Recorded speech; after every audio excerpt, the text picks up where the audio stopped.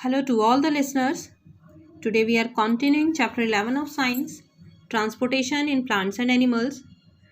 In our previous class I told you about transportation of materials in plants.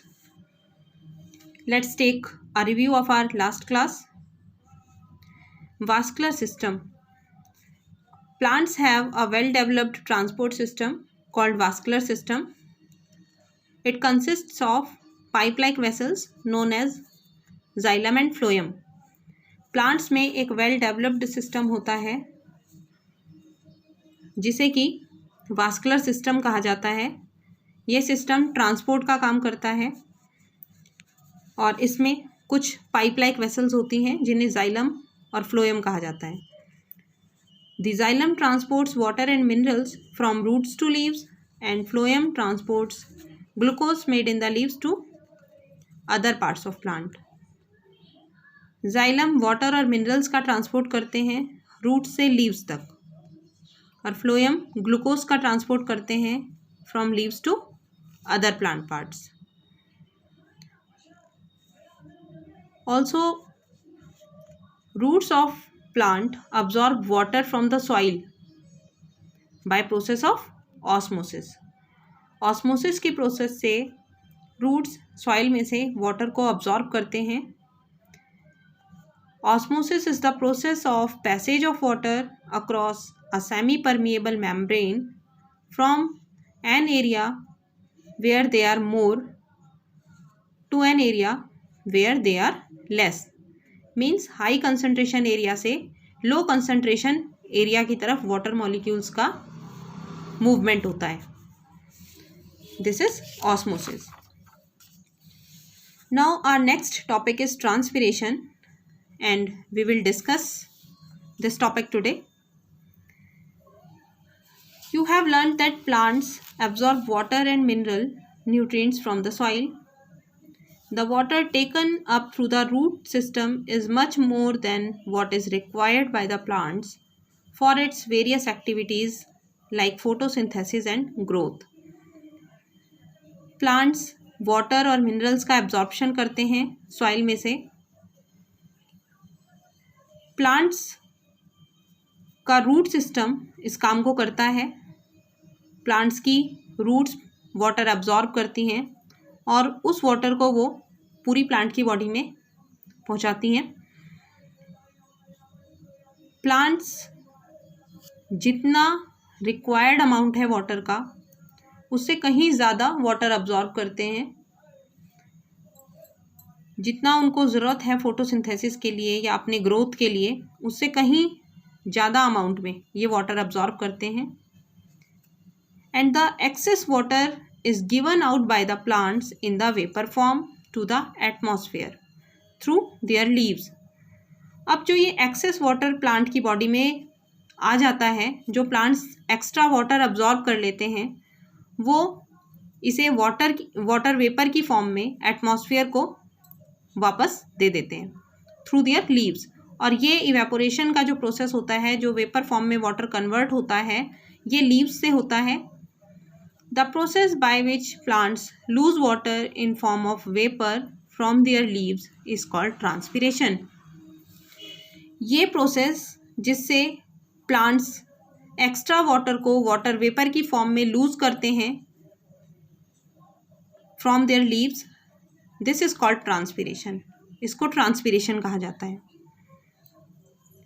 Okay, plants का root system water absorb करता है, उसके बाद ये water xylem से होता हुआ पूरे प्लांट की बॉडी में पहुंचता है, लीव्स तक पहुंचता है।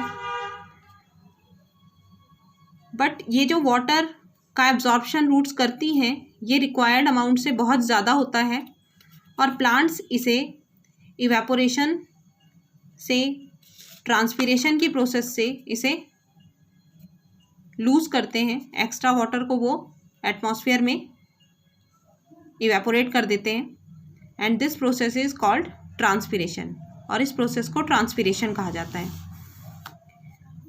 Now next topic is how do leaves loose water.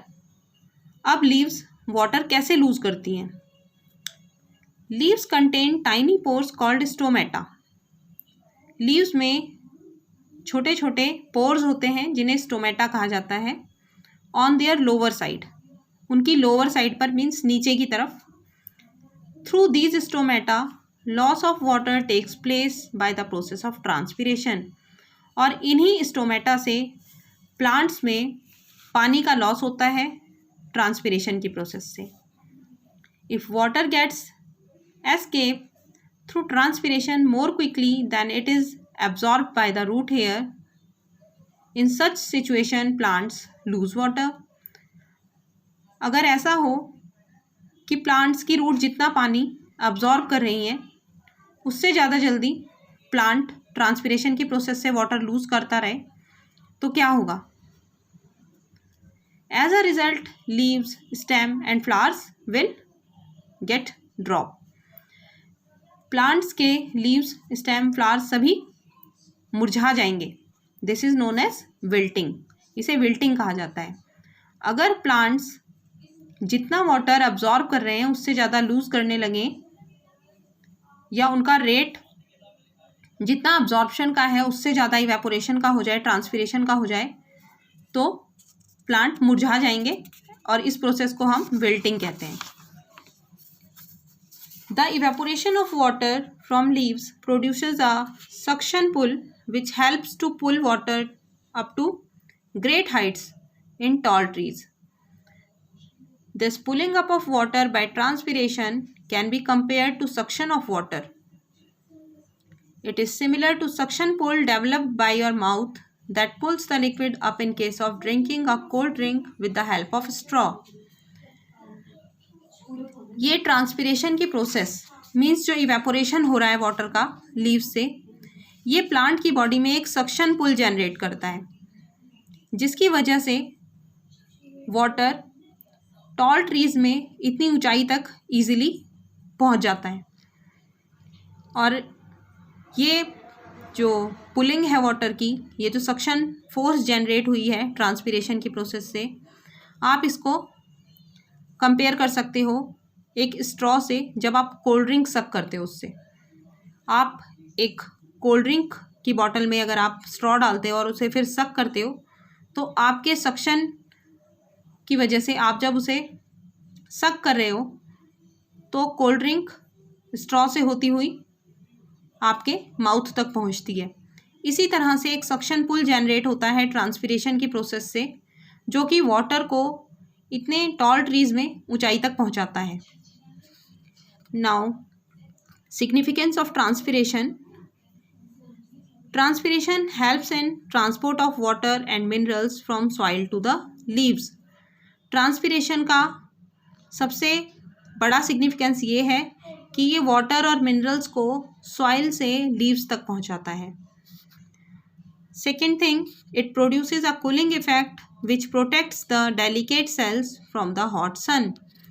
साथ साथ इवेपोरेशन की वजह से प्लांट्स में कूलिंग इफेक्ट आता है और उनके डेलिकेट सेल्स सूरज की गर्मी से झुलसते नहीं बल्कि ये उन्हें प्रोटेक्शन देते हैं।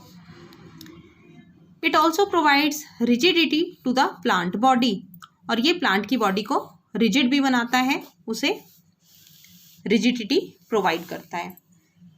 सो students, that's all for today. We will continue this chapter again in our next class. Thank you and have a nice day.